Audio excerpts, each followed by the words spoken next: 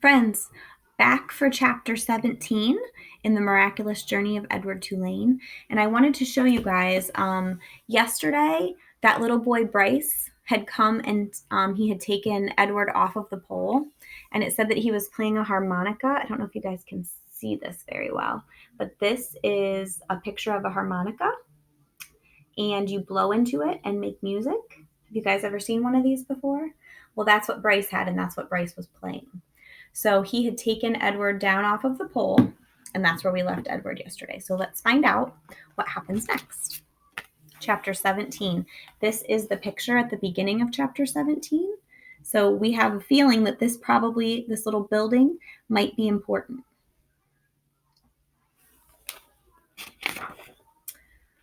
Bryce slung Edward over his shoulder. He started to walk. "I come to get you for Sarah Ruth," Bryce said. "You don't know Sarah Ruth. She's my sister. She's sick. She had her baby doll made out of china. She loved that baby doll. But he broke it." He broke it? He was drunk and stepped on that baby's head and smashed it into 100 million pieces. Them pieces was so small, I couldn't make 'em go back together. I couldn't. I tried and tried. At this point in the story, Bryce stopped walking and shook his head and wiped at his nose with the back of his hand. "Sarah Ruth ain't had nothin' to play with since. He won't buy her nothin'. He says she don't need nothin'. He says she don't need nothin' because she ain't gonna live. But he don't know." Bryce started to walk again. "He don't know," he said. Who he was not clear to Edward. What was clear was that he was being taken to a child to make up for the loss of a doll. A doll. How Edward loathed dolls, and to be thought of as a likely replacement for a doll offended him. But still it was, he had to admit, a highly preferable alternative to hanging by his ears from a post. The house in which Bryce and Sarah Ruth lived was so small and crooked that Edward did not believe at first that it was a house. He mistook it instead for a chicken coop. Inside there were 2 beds and a kerosene lamp, and not much else. Bryce laid Edward at the foot of one of the beds and then lit the lamp. "Sarah," Bryce whispered. "Sarah Ruth. You got to wake up now, honey. I brung you something." He took the harmonica out of his pocket and played the beginning of a simple melody. The girl sat up in her bed and immediately started to cough. Bryce put his hand on her back. "That's all right," he told her. "That's okay." She was young, maybe 4 years old, and she had white blonde hair. And even in the poor light of the lamp, Edward could see that her eyes were the same gold-flecked brown as Bryce's. "That's right," said Bryce. "You go on ahead and cough." Sarah Ruth obliged him. She coughed and coughed and coughed. On the wall of the cabin, the kerosene light cast her trembling shadow, hunched over and small. The coughing was the saddest sound that Edward had ever heard, sadder even than the mournful call of the whippoorwill. Finally, Sarah Ruth stopped. Bryce said, "You want to see what I brung you?" Sarah Ruth nodded. "Got to close your eyes." The girl closed her eyes. Bryce picked up Edward and held him so that he was standing straight like a soldier at the end of the bed.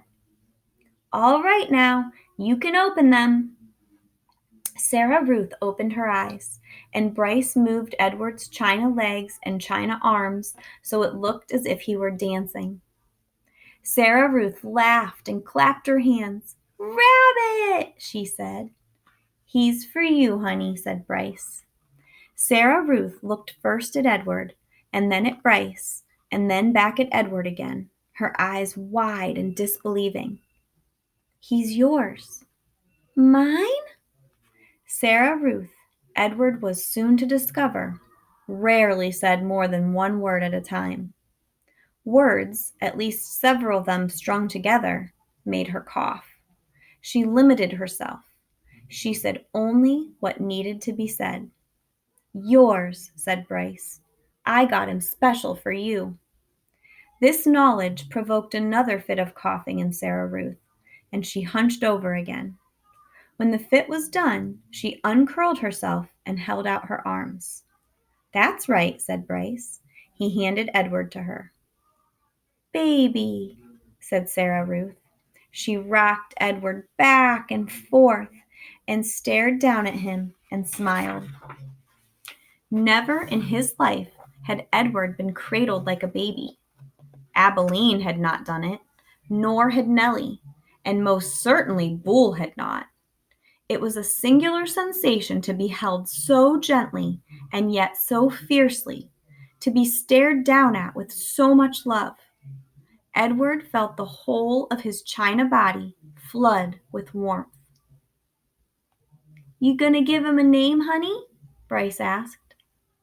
Jangles, said Sarah Ruth without taking her eyes off of Edward. Jangles, huh? That's a good name. I like that name. Bryce patted Sarah Ruth on the head. She continued to stare down at Edward. Hush, she said to Edward as she rocked him back and forth. From the minute I first seen him, said Bryce, I knew he belonged to you, I said to myself. That rabbit is for Sarah Ruth, for sure.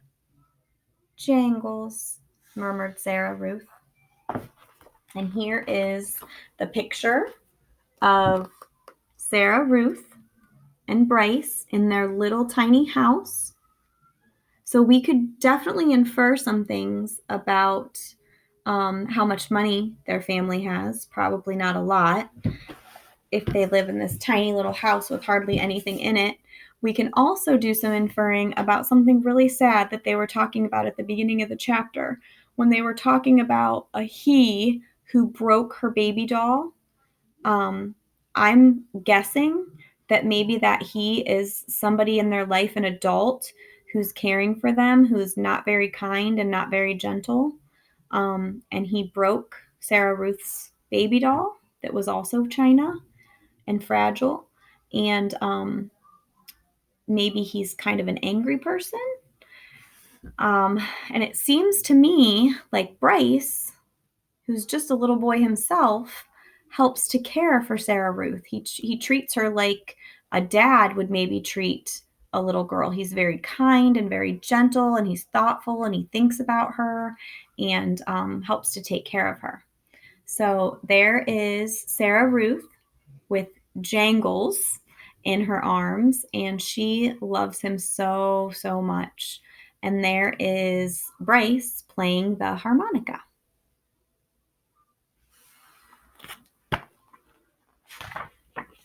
Outside the cabin, thunder cracked, and then came the sound of rain falling on the tin roof. Sarah Ruth rocked Edward back and forth, and Bryce took out his harmonica and started to play, making his song keep rhythm with the rain. That is the end of that chapter. So we will leave Jangles, or Edward, in the arms of Sarah Ruth. And there's Bryce again, playing that harmonica. And we know that Sarah Ruth is really sick. She's got this really bad cough.